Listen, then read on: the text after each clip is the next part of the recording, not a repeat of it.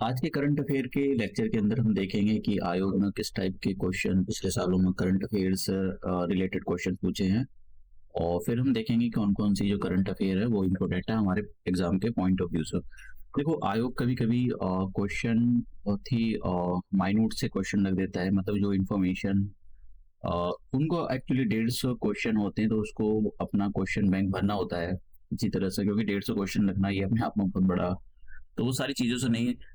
और एक और बात मैं यहाँ पर बताना चाहता हूँ कि आपको दो तीन टॉपिक, मतलब दो तीन जो सब्जेक्ट है उनको अच्छे से पढ़ कर जाना चाहिए। एक तो आपको ज्योग्राफी पढ़ कर जानी चाहिए। ज्योग्राफी को तो चलो आप सबसे लास्ट में रखना। आपको जनरल साइंस, और जनरल साइंस के लिए आप एनसीईआरटी की बुक पढ़ सकते हो। और आपको हिस्ट्री और पॉलिटी, तीन सेक्शन तो बिल्कुल भी स्किप नहीं करना है। आपको इनको बहुत अच्छे से मगअप करके, जो भी है आप रट्टा मारो या कुछ भी करो, इनको बहुत ही अच्छे से करके जाना है, क्योंकि इस सेक्शन से काफी सारे क्वेश्चन जो है पूछे जाते हैं। तो तीन सेक्शन को तो बिल्कुल भी स्किप नहीं करना चाहिए। तो अब हम देखते हैं कि हमारा जो क्वेश्चन है वो किस किस टाइप के रिलेटेड क्वेश्चन पूछा गया था। देखो, ये क्वेश्चन था। देखो, इसके जो क्वेश्चन होते हैं करंट अफेयर के, वो आप सॉल्व नहीं करने, आपको बस उसको देखना है कि किस टाइप के क्वेश्चन आयोग पूछ रहा है। तो जैसे ये था क्वेश्चन, ये जो पूछा गया था, ये कंपटीशन कमीशन से रिलेटेड क्वेश्चन था जो पूछा गया था। Who is appointed as the chairman of the competition commission of India. तो कंपटीशन कमीशन के चेयरमैन के बारे में भी आपको पता होना चाहिए किस टाइप का क्वेश्चन। अब यहाँ पर जो कंपटीशन कमीशन होता है उस वो क्या काम करता है, उसके फंक्शंस यहाँ पर दिए गए हैं कि क्या फंक्शन हो सके। अब एक ये क्वेश्चन ये जो था ये 2022 में पूछा गया था। मैंने 2022 से निकाला इसको कि न्यूक्लियर फ्यूजन एक लेबोरेटरी थी, उसके आपको नाम बताना है और जिसने न्यूक्लियर फ्यूजन को अचीव कर लिया था। और यहाँ पर जब भी आप जैसे वर्ल्ड स्पेस डे ऐसा कुछ, ये वर्ल्ड डे आप देख रहे हो तो किस टाइप के क्वेश्चन पूछे जाते हैं, थीम वाले क्वेश्चन पूछे गए यहाँ पर। ठीक है, वर्ल्ड स्पेस वीक के अंदर 2022 में थीम पूछी गई है, तो थीम भी आपको नहीं स्किप करनी है। और प्राइस से रिलेटेड किस टाइप के क्वेश्चन आपको करके जाने हैं, जैसे कि कोई प्राइस है। अब देखो, ऐसा नहीं कि हर छोटे छोटे प्राइज ही बहुत ज्यादा इंपॉर्टेंट हो जाते हैं। आपको हमेशा बड़े जो प्राइज होते हैं, बहुत इंपॉर्टेंट प्राइज होते हैं, उनको ऊपर रखना चाहिए। वो अवार्ड्स को, जो अवार्ड होते हैं उनको ऊपर रखना चाहिए, सबसे पहले उन्हीं को करना चाहिए, फिर छोटे छोटे को आना चाहिए। ऐसा नहीं होता कि सब पर रट्टा, मतलब सब पर रट्टा मारना बहुत मुश्किल होता है। तो इसमें पूछा गया था 2022 में ये बुकर प्राइज किसको मिलाया अपने नोवेल के लिए। तो अब देखो, इस टाइप के क्वेश्चन आपको करके जाने हैं। फिर नीति आयोग, देखिए ये तो क्वेश्चन काफी इंपॉर्टेंट है। नीति शास्त्र, ये सारे कुछ क्वेश्चन है वो हम कुछ कमिंग लेक्चर में देखेंगे, इनसे रिलेटेड क्वेश्चन। और कुछ जैसे इस बार वर्ल्ड हेरिटेज कमेटी को जो है इंडिया चेयर कर रहा था 2000, ये 46 नंबर की थी। तो उस वो क्वेश्चन स्किप नहीं होना चाहिए, अगर वहां से क्वेश्चन आता है वो स्किप नहीं होना चाहिए। वो सारी चीजें हम डिटेल से देखेंगे। तो टाइगर वी का भी वो था इस बार न्यूज में था। तो पहले हम अपना लेक्चर स्टार्ट करते हैं। ये मैं बस आपको क्वेश्चन दिखा रहा हूँ कि किस टाइप के क्वेश्चन आयोग पूछता है। हाँ, पहला पहला क्वेश्चन है महात्मा गांधी का, ये सॉरी मनरेगा का, Mahatma Gandhi national rural employment guarantee Act. तो देखो, यहाँ पर क्वेश्चन कैसे कैसे फ्रेम हो सकते हैं, मैं ये भी बताऊंगा किन किन पॉइंट पर फ्रेम हो सकते हैं। एक तो आपसे पूछा जा सकता है कि ये जो Mahatma Gandhi national rural employment Guarantee ये जो एक्ट है ये कब पास किया गया था। देखो, ये जो एक्ट था ये 2005 में पास किया गया और इसको ऑफिशियली 2006 में लॉन्च कर दिया गया। इसको जब ऑफिशियली लॉन्च किया गया था तो ऐसा नहीं कि ऑल इंडिया इसको लॉन्च किया गया था, इसको कुछ थोड़े थोड़े डिस्ट्रिक्ट में लॉन्च किया गया था। तो आपको लॉन्च डेट के बारे में भी पता होना चाहिए, भाई इसको कब लॉन्च किया गया था। और देखो लॉन्च डेट, देखो ये जो पीसीएस होते हैं ये क्या काम करते हैं, छोटी छोटी चीजों पर क्वेश्चन फ्रेम कर देते हैं। कब इसको लॉन्च किया गया था, कब इसको एक्ट बनाया गया था, इस टाइप के क्वेश्चन, मतलब इस टाइप के जो स्टेटमेंट होते हैं उनको क्वेश्चन फ्रेम कर देते हैं। तो ये पीसीएस निकालना थोड़ा सा इसलिए मुश्किल हो जाता है क्योंकि उन पर जो है रट्टा मारना पड़ता है।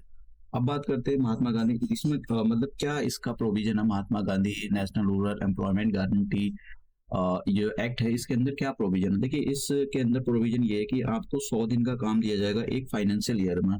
ठीक है, और बस ये वाला पॉइंट तो याद रख लेना, इस पर तो क्वेश्चन काफी बार पूछा गया कि ये जो इसमें 100 दिन ऐसे दे देता है कि Mahatma Gandhi national rural employment guarantee Act के अंदर 205 दिन का, 202 दिन, 102 दिन, इतने दिन का काम देने की गारंटी ली गई है। तो आपको इसके बारे में पता होना चाहिए। ठीक है, अब बात करते हैं ये किसके अंदर आता है। देखिए, Ministry of the Rural Development इसको इम्प्लीमेंट कर रही है। सस्टेनेबल, ये जो Mahatma Gandhi national rural employment guarantee Act है, ये जैसे मैंने कहा कि इसको एकदम से ही एक साथ ही सभी डिस्ट्रिक्ट में इम्प्लीमेंट नहीं किया गया था, इसको धीरे-धीरे इम्प्लीमेंट किया गया था। 2008 में इसको सभी डिस्ट्रिक्ट्स में इम्प्लीमेंट कर दिया गया। अब एक और चीज़ यहाँ पर क्वेश्चन पूछा जा सकता है कि जो Mahatma Gandhi national rural employment guarantee Act है, इसका नाम चेंज किया गया था 2009 में। तो इसके आप देख लेना इसके बारे में। इसमें एक और प्रोविजन है सोशल ऑडिट से रिलेटेड, ये काफी इंपॉर्टेंट है। देखो इसके अंदर एक प्रोविजन है सोशल ऑडिट। सोशल ऑडिट होता क्या है ये बता देता हूँ। देखो मान लो कोई स्कीम लॉन्च हुई या कोई बेनिफिट किसी भी पंचायत के लिए आया। अब वो बेनिफिट लेट से मान लो कि वहां पर गांव में कोई 1 करोड़ रुपए लगाना था, वहां पर लाइट लगानी थी, बल्ब लगाना था और भी बहुत सारे काम करने थे। तो ये जो 1 करोड़ रुपए आया, अब इसको जो बीच में इंटरमीडिएटरी होते हैं वो खा गए, जैसे कुछ पॉलिटिशियंस खा गए और इन्होंने यहाँ पर क्या काम कहा, कुछ गांव के लोगों को इकट्ठा कर लिया, 5 या 10 लोगों को, और उनसे बोल दिया कि भाई ठीक, उनके जो भी है सिग्नेचर भी करा लिया कि भाई ठीक है ये काम जो है वो हो गया है। और इन गांव वालों को पता भी नहीं, क्योंकि ये इलिटरेट है कि इन्होंने जो है इनके सिग्नेचर करा कर ये जो 1 करोड़ की स्कीम है, जिसको जो भी कुछ करना था गांव में लगानी थी, इसको दिखा दिया, लेकिन ये 1 करोड़ रुपए लगे नहीं है। अब होगा क्या इसके अंदर, ये Mahatma Gandhi national rural employment guarantee act जो है, इसके अंदर एक प्रोविजन है सोशल ऑडिट का। सोशल ऑडिट में क्या होंगे कि इसमें थर्ड पार्टी भी आती है। थर्ड पार्टी का मतलब कि कोई दूसरी पार्टी आ जाएगी, कोई दूसरी पार्टी का मतलब सरकार की कोई पार्टी नहीं होगी। या मान लो जैसे कि एग्जाम्पल है, बिहार की हम बात कर रहे हैं, बिहार में कोई स्कीम हुई 1 करोड़ की लॉन्च, लेकिन गांव में कोई 1 रुपया नहीं लगाएगा, और इसमें यहाँ के गांव के कुछ लोगों से जो सिग्नेचर करा ली गई, इनको पता नहीं है कि ये लोग पढ़े लिखे हैं नहीं है कि भाई इन पर इन्होंने सिग्नेचर क्यों कराए। तो अब क्या होगा कि सेंट्रल गवर्नमेंट अपना कोई बंदा भेजेगी, और आंध्र प्रदेश का कोई एक बंदा भेजेगी, केरला का एक बंदा भेजेगी, और इनको यहाँ पर ऑडिट कराएगी, इनसे पूछेगी लोगों से आकर कि ये बताइए कि क्या यहाँ पर हमने 1 करोड़ रुपए जो इन इन काम के लिए दिए थे ये काम हुए। तो सोशल ऑडिट बोलते हैं इसको। तो लोगों से पूछा जाएगा। अब इन्होंने बोल दिया कि हुआ, इन्होंने, हो सकता है ये बोल भी दे, या अब इनको पता ही नहीं है तो ये कहेंगे नहीं नहीं साहब ऐसा तो कुछ भी नहीं हुआ। तो इसी को सोशल ऑडिट बोलते हैं कि लोगों से पूछताछ, डायरेक्ट पूछताछ की जाती है किसी भी काम के लिए कि भाई हमने ये जो काम है इम्प्लीमेंट करने के लिए पैसे एलोकेट किए देते हैं, क्या ये आपका इसको जो बेनिफिट है आपको पहुंचा या नहीं पहुंचा। तो यही सोशल ऑडिट है। तो हमारे इंडिया के अंदर इसमें देखो, ये आपको मेन पॉइंट ऑफ जो अपने जब मेंस का एग्जाम लिख रहे होंगे आप, उसके अंदर इसको सोशल ऑडिट का आपको जिक्र करना है कि क्योंकि इंडिया के अंदर जितने भी स्टेट है उसमें से मतलब सारे के सारे, एक केरला स्टेट है जो जो कि सोशल ऑडिट कराता है। ठीक है, 95% उसका जो है जितना भी काम होता है उसका 95% से ज्यादा काम जो है केरला के अंदर उसका सोशल ऑडिट होता है। इन और हमारे बाकी तो ये सब स्टेट जो है, ये स्पेशली नॉर्थ नॉर्थ के स्टेट, इन्होंने तो जो है सोशल ऑडिट के नाम पर जो है करप्शन कर रखा है, यहाँ पर कुछ नहीं कराते ये लोग। तो आपको जरूर रखना कि सरकार को जो है सोशल ऑडिट, जब भी ये मनरेगा के ऊपर कुछ लिखना हो तो इस सोशल ऑडिट के बारे में आपको जरूर लिखना है कि जो ये जो एक्ट है, मनरेगा एक्ट है, इसका जो सेक्शन 17 है, इसमें जो सोशल ऑडिट का प्रोविजन है, सरकार को इसको इम्प्लीमेंट करना चाहिए और इसकी जो है जांच करानी चाहिए। तो ये ऐसा आपको कोड जरूर करना है, ये बहुत इंपॉर्टेंट पॉइंट है। अब बात करते हैं ह्यूमन डेवलपमेंट इंडेक्स। देखो इससे तो क्वेश्चन यहाँ से मतलब कितनी बार पूछे गए यहाँ से। तो सबसे पहले हमको आपको पता होना चाहिए कि ह्यूमन डेवलपमेंट इंडेक्स में इंडिया की जो रैंकिंग थी वो कितनी थी, क्योंकि रैंकिंग से रिलेटेड क्वेश्चन पूछे जाते हैं। तो इंडिया की जो रैंकिंग थी इस बार, देखिए जैसे कि ये 2023-24 का है, तो 2023-24 ही आएगा लिखा हुआ उसमें एग्जाम के अंदर। तो इसके बारे में आपको पता होना चाहिए इंडिया की क्या रैंकिंग थी, इसके बारे में आपको पता होना चाहिए। ये पहली बार कब रिलीज किया गया था ये जरूरी नहीं है। इसमें एक और चीज याद रखना है कि ये इसमें जो रैंकिंग की गई है, इसमें पहले नंबर पर रैंकिंग किसकी है। सो स्विट्जरलैंड एक ऐसा देश है जिसमें इस सबसे अच्छी रैंकिंग इसी की है। देखो इसके जो एक तो क्वेश्चन इसी पर कि इसकी रैंकिंग क्या थी, और दूसरा क्वेश्चन ये पूछ सकता है कि इस वाले इंडेक्स में 2023-24 वाले इंडेक्स में पहले देश की, ऐसा कौन सा पहला देश है जिसकी रैंक फर्स्ट है। ठीक है, ह्यूमन डेवलपमेंट इंडेक्स 2023-24 के अकॉर्डिंग ऐसा कौन सी कंट्री है कि जिसकी रैंक फर्स्ट है, जो फर्स्ट प्लेस पर इसने सभी पैरामीटर पर खड़ी उतरी है। अब बात करते हैं यहाँ पर कि इसके कुछ डायमेंशंस है क्या। एक तो इसमें कुछ मतलब ऐसा कैटेगरी बना रखी है। ये क्या काम करते हैं, लाइफ एक्सपेक्टेंसी देखते हैं किसी भी देश का, और फिर ये देखते हैं कि भाई वहां पर जो स्कूलिंग का ईयर क्या है। ठीक है, स्कूलिंग कौन से साल में बच्चों ने उसमें एडमिशन लिया है। जैसे कि हो सकता है कि अभी तो हमारे यहाँ पर स्कूलिंग पर काफी ध्यान दिया जाता है, बच्चों को काफी पढ़ा रहा है, लेकिन रूरल एरिया में बहुत बुरी हालत है। वहां पर जो है 5th क्लास, वो मतलब कि वो 6-7 साल का बच्चा वो हो सकता है कि फिफ्थ वन क्लास में हो, तो ऐसे इन सारी चीज़ों में और फिर उसका मन भी नहीं करता है वो इस क्लास में पढ़ने का, क्योंकि उसकी एज भी ज़्यादा होती है। तो ये भी देखा जाता है कि स्कूलिंग का ईयर क्या था। फिर उसके बाद में जो पर कैपिटा इनकम देखी जाती है। देखो सिंपल सी बात है, एक लॉजिक है। देखो इनको अच्छे से करके जाना, इसमें से जो है ये बहुत इंपॉर्टेंट क्वेश्चन अलग मतलब पीसीएस या है पीसीएस हो या फिर आपका ये हो चाहे यूपीएससी का एग्जाम है, ये क्वेश्चन पूछता है यहाँ से। तो यहाँ से इस ये जो है लास्ट वाला डिसेंट स्टैंडर्ड लिविंग ऑफ इसका क्या मतलब होता है? इसका मतलब होता है पर कैपिटा इनकम। देखो जितनी भी आपकी देखो एक सिंपल सा लॉजिक है। किसी भी बंदे की घर परिवार में जितनी अच्छी सैलरी होगी, ठीक है, वो उतना अच्छे से खर्च करेगा और उतना ही उसकी जो लाइफ मतलब एक्सपेक्टेंसी है, जो क्वालिटी ऑफ लाइफ है वो बढ़ जाएगी। जो इसकी लाइफ की जो स्टैंडर्ड है वो बढ़ जाएंगे। रहने अब पैसा नहीं है तो लोग क्या रहेंगे, गंदा संदा खाना खाएंगे, ठीक है, और सरकार पर डिपेंड रहेंगे। सरकार पर डिपेंड रहेंगे तो वो कभी आपने देखा होगा बिहार के अंदर की जो वो होता है मिड डे मील होता है कि बच्चों के खाने में कभी मरी हुई मछली मरा हुआ लिजार्ड मिला है, उसके अंदर छिपकली मिली है। तो ऐसे सारे केसेस आते हैं। तो इसलिए स्टैंडर्ड ऑफ लिविंग जितनी अच्छी आपकी पर कैपिटा इनकम होगी, उतना ही आपका जो स्टैंडर्ड ऑफ लिविंग होता है वो अच्छा होता है। तो ये वाले जो इस वाले पॉइंट पे जो है क्वेश्चन, आप इसको रट्टा मारते जाना भैया, इसके पैरामीटर आपको पता होने चाहिए। अब ये जो अभी रिपोर्ट जारी हुई थी, इसके अंदर जो है इंडिया के लोगों की जो लाइफ एक्सपेक्टेंसी वो बढ़ गई है। 2021 में जो लाइफ एक्सपेक्टेंसी वो 67.2 ईयर्स थी, लेकिन अब बढ़कर जो 2022 में जो देखो डेटा इनका ऐसा नहीं होता है कि भाई 2023-24 का डेटा इन्होंने इकट्ठा करा, डेटा पुराना होता है इनका। कभी आप सोचो कि भाई ये 2022 की बात क्यों कर रहा है यहाँ पर, जबकि दो डेटा तो 2000 रिपोर्ट तो 2023-24 में जारी करी गई। अरे भैया 2023-24 के जारी थोड़ी करेगा वो डेटा तो पुराना उठाएगा ना, डेटा पुराना उठा होता है इनका। अब जैसे कि 2023 का कब मिलेगा आपको, 2024-25 में मिलेगा आपको। 2024-25 में आपको जो डेटा आएगा, मतलब 2023 का जो डेटा है वो 2024-25 की रिपोर्ट में देखने के लिए मिलेगा। तो ये सारी चीजें होती है। तो देखो यहाँ पर जो लाइफ एक्सपेक्टेंसी है वो कितनी होगी, 67 पॉइंट। देखो इस पर भी क्वेश्चन फ्रेम हो सकता है भैया, कभी आप सोच रहे हो। और यहाँ पर जो पर ग्रॉस पर कैपिटा इनकम कितना बढ़ गया, मतलब पर कैपिटा इनकम डॉलर में है यहाँ पर, याद रखना 6,542 से लेकर 6,951 हो गया है। तो इसके बारे में आपको पता होना चाहिए। देखो क्वेश्चन इजी से इजी बनते हैं, क्वेश्चन मुश्किल से मुश्किल, लेकिन जिन चीजों पर क्वेश्चन बनते हैं उनको आप स्किप नहीं कर सकते हो। अब इसके थोड़े से हिस्टोरिकल बैकग्राउंड के बारे में देख लेते हैं कि भाई ये किसने डेवलप किया है। देखो पाकिस्तान के एक बहुत अच्छे फेमस इकोनॉमिस्ट थे, उन्होंने ये डेवलप किया था, उन्हीं के कॉन्सेप्ट पे ये डेवलप हुआ था, महबूब उल हक। तो इस पर भी क्वेश्चन पूछा गया है। तो ये जो ह्यूमन डेवलपमेंट, देखो ये जो ह्यूमन डेवलपमेंट रिपोर्ट है ना, ये इसके साथ में और भी इंडेक्स जारी किए जाते हैं। एक तो ह्यूमन डेवलपमेंट इंडेक्स, एक मल्टी डायमेंशनल पॉवर्टी इंडेक्स, और inequality adjusted human development index, और जेंडर इनइक्वलिटी इंडेक्स, और जेंडर डेवलपमेंट इंडेक्स। तो इस पर भी क्वेश्चन पूछा गया कि which of the following is the component of the human development report. तो ऐसे क्वेश्चन बनता है कि जैसे इनमें से कौन सा ह्यूमन डेवलपमेंट रिपोर्ट के कंपोनेंट है या कंपोनेंट नहीं है। ये मेनली तो यही पूछेगा कि कौन कौन से इसमें ह्यूमन डेवलपमेंट रिपोर्ट के कंपोनेंट है, क्योंकि ह्यूमन डेवलपमेंट रिपोर्ट जब भी एक डॉक्यूमेंट रिलीज होता है तो उसके साथ में ये सब रिलीज होंगे, ह्यूमन डेवलपमेंट ये सब रिलीज होते हैं। तो यहाँ भी क्वेश्चन फ्रेम होता है।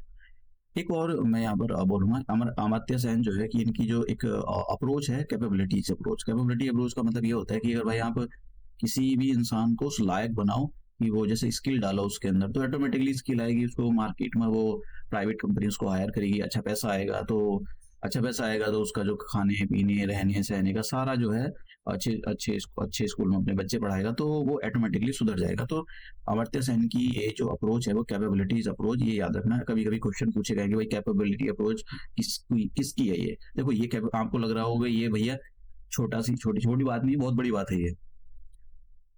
अब यहाँ पर पोखरण, देखिए पोखरण क्यों करना जरूरी है हमको, ये जो टेस्ट हुआ था, क्योंकि 2024 में इसको 75 साल हो चुके हैं, और सॉरी 25 ईयर्स हो चुके हैं पोखरण टेस्ट को। तो आपको इसके बारे में पता होना चाहिए कि पोखरण का ये इसके बारे में न्यूक्लियर टेस्ट से रिलेटेड आपको पता होना चाहिए कब हुआ था। देखो हम डिटेल से सारी चीजें देखेंगे। पहला जो टेस्ट हुआ था 1974 के अंदर हुआ था। तो हम दो सालों के बारे में बात करेंगे और मैं आपको बताऊंगा कि किस टाइप के क्वेश्चन वहां से फ्रेम हो सकते हैं। तो पहला जो हमारा टेस्ट हुआ था, इंदिरा गांधी की सरकार थी उस टाइम पर 1974 के अंदर, इंडिया ने पहला अपना जो है न्यूक्लियर टेस्ट इसको मतलब इस प्रोग्राम को इम्प्लीमेंट वो किया था, परफॉर्म किया था। अब ये जो न्यूक्लियर टेस्ट किया गया था, इसका एक ऑपरेशन का नाम था ऑपरेशन स्माइलिंग बुद्धा, ठीक है। और इसको ये भी बोलते हैं ऑपरेशन हैप्पी कृष्णा। तो देखो कभी कभी ऐसा क्वेश्चन पूछा जाता है कि ये ऑपरेशन स्माइलिंग बुद्धा किससे रिलेटेड है, ठीक है। अब ऑपरेशन बुद्धा किससे रिलेटेड है? क्या भगवान बुद्ध का जन्म हुआ था, क्या भगवान बुद्ध की मृत्यु हुई थी, या भगवान बुद्ध ने पहली बार अपना भाषण दिया था, या फिर इंडिया के पहले न्यूक्लियर टेस्ट से रिलेटेड है? तो इस टाइप से क्वेश्चन फ्रेम होते हैं, तो आपको पता होना चाहिए भैया।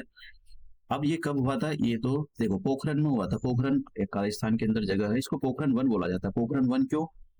क्या टू भी, पोखरण टू भी है? हाँ जी, पोखरण टू भी है। पोखरण टू में भी टेस्ट हुआ था, ठीक है। तो पोखरण वन का जो टेस्ट था, पहली बार जब टेस्ट हुआ था, उसको पोखरण वन बोलते हैं। और जिस ऑपरेशन के अंडर ये टेस्ट किया गया था, उसको operation smiling Buddha, operation happy Krishna के नाम से भी पूछा जाना जाता है ये। तो उस टाइम सरकार थी, प्राइम मिनिस्टर, ये मतलब कांग्रेस की सरकार थी, और इंदिरा गांधी उस टाइम उस सरकार को हेड कर रही थी। तो इसके बारे में आपको पता होना चाहिए, ठीक है। तो देखो पांच इसमें मतलब ये तो जरूरी नहीं कि कितने बॉम्ब फोड़े थे, कितने नहीं फोड़े थे, लेकिन आपको पता होना चाहिए इसके अंदर कि इंडिया का जो पहला। अब दूसरा पोखरण सेकंड के बारे में बात करें। जब ये पोखरण सेकंड था, तो ये ऑपरेशन ऑपरेशन शक्ति के नाम से था। तो आपसे ऐसा भी पूछा जा सकता है कि ऑपरेशन शक्ति किससे रिलेटेड है? तो ऑपरेशन शक्ति शक्ति पीठ से रिलेटेड है, किससे रिलेटेड है? तो इस टाइप के क्वेश्चन देखो आपसे पूछे जा सकते हैं, तो आपको इनके बारे में पता होना चाहिए। ये जो टेस्ट हुआ था, ये एक्चुअली दो डेट में हुआ था। तो डेट जरूरी नहीं, 1998 के अंदर ये टेस्ट हुआ था। और उस टाइम अटल बिहारी वाजपेयी की सरकार थी, मतलब बीजेपी की सरकार। तो 11 मई को देखो इस मतलब 1998 में जो टेस्ट हुआ था, इस पे क्वेश्चन पूछे गए भैया किसकी सरकार थी। वैसे तो यूपीएससी में पूछा गया, लेकिन फिर भी आपको ध्यान देकर जाना, क्योंकि वो कभी कभी खतरनाक क्वेश्चन फ्रेम कर देता है बीपीएससी वाला। तो 1998 में ये टेस्ट हुआ था, और दो डेट में टेस्ट हुआ था, एक तो 11 मई और एक 13 मई को। तो 11 मई को जो टेस्ट हुआ था, इसमें तीन बम फोड़े गए थे। एक तो था, ये बहुत जरूरी है, एक तो फ्यूजन था, और दो थे फीजन। अभी हम देखेंगे फीजन के बारे में, देखेंगे फीजन क्या होता है। तो एक तो फीजन बॉम्ब था, और दो थे सॉरी, एक फ्यूजन बॉम्ब था और दो थे फीजन बॉम्ब। तो इनके बारे में आपको पता होना चाहिए। 13 तारीख को ये टेस्ट हुआ था, मतलब ये तो दो देखो, तीन बम कब फोड़े गए थे? ये 11 मई को फोड़े गए थे। लेकिन जो 13 मई को फोड़े गए थे, उसमें दो बॉम्ब फोड़े गए थे, और ये दोनों की दोनों जो डिवाइस थी कैसी थी? फीजन वाली थी। आप समझ गए? तो टोटल फीजन कितने हो गए? दो ये और दो ये, चार, और एक ये पांच, मतलब 1+4 5। ये वाला फीजन, ये वाला फ्यूजन वाला। समझ गया? तो इस टाइप से मतलब कभी भी क्वेश्चन में डेप्थ में जा सकता है किसकी सरकार थी, ये मैंने आपको बता ही दिया।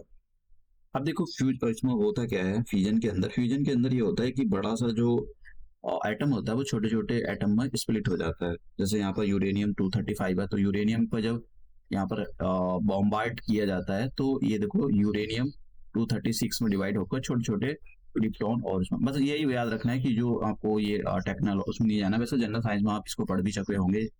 तो न्यूक्लियर फ्यूजन में क्या होता है कि जो बड़ा सा एटम होता है, वो छोटे छोटे एटम में डिवाइड हो जाता है, ठीक है। अब यहाँ पर न्यूक्लियर फ्यूजन के अंदर उल्टा होता है। न्यूक्लियर फ्यूजन के अंदर क्या होता है कि दो हैवी छोटे छोटे एलिमेंट्स को, लाइटर एलिमेंट को कंबाइन कर कर एक बड़ा सा एटम बनाया जाता है, ठीक है। तो इसमें दो, एक जैसे हीलियम हो गया, ये लाइट होता है, सॉरी, यहाँ पर ड्यूटेरियम हो गया और टिटेनियम हो गया। तो इसमें कंबाइन करके इसको फ्यूजन बॉम्ब बनाया जाता है। तो देखो ये वाला सबसे हमारे दुनिया के अंदर जो भी क्वेश्चन पूछा गया था ना, फ्यूजन की रिएक्शन कराना बहुत मुश्किल काम है। अभी मैं आपको जरा ऊपर ले चलता हूँ। ये वाला क्वेश्चन पूछा गया था, ये वाला। तो ये इसी पे क्वेश्चन पूछा गया था, क्योंकि ये जो फ्यूजन है ना, इसको फ्यूजन को परफॉर्म कराना बहुत मुश्किल काम है। ये अभी तक कोई भी देश, मतलब कोई एक इतना अच्छा परफॉर्म नहीं कर पाया इसको सस्टेन कराना, इसकी रिएक्शन को, ये अपने आप में। अब ये जो फ्यूजन रिएक्शन है, ये जो सन है, सन की कोर में चलती है। समझ गया? सन की कोर में ये फ्यूजन रिएक्शन चलती है। अब बताओ, इतना टेम्परेचर देना, हाई प्रेशर में रखना, तो ये सस्टेन कराना, ये इसको अपने आप में बहुत मुश्किल होता है। तो इसीलिए उसको क्वेश्चन पूछा गया, क्योंकि अपने आप में एक ऐसा वर्ल्ड में पहली बार हुआ था। अब हाँ, होमी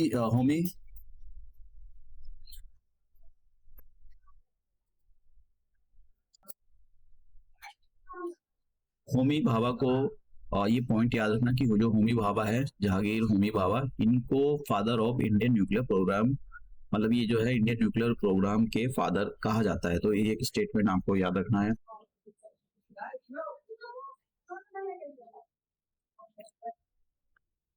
अब बात करते हैं वर्ल्ड बैंक के प्रेसिडेंट की। तो इस पर क्वेश्चन पूछा गया था, ऐसा पूछा जाता है कि who is the president of the world bank. तो अजय भंगा। देखो क्यों याद करना जरूरी है, क्योंकि ये इंडियन ओरिजिन के हैं, तो इसके लिए आपको याद करने की जरूरत है अजय भंगा।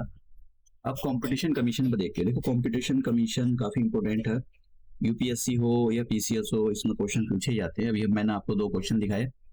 तो कंपटीशन कमीशन का एक तो आपको यही पता होना चाहिए भाई किसका हेडक्वार्टर कहाँ पर है। कंपटीशन कमीशन का हेडक्वार्टर न्यू दिल्ली में है, क्योंकि कुछ क्वेश्चन पूछे जा सकते हैं इसका। और आपको इसके चेयर पर्सन के बारे में, जो इसका मतलब जो इसको हेड करता है, उसके बारे में पता होना चाहिए कि भाई कौन है। तो रवनीत कौर है ये। इसके इनका कब से अपॉइंट किया था ये जरूरी नहीं, बस पता होना चाहिए कि अब मैंने आपको क्वेश्चन बता ही दिया, दिखाया कि किस टाइप के क्वेश्चन पूछे जाते हैं।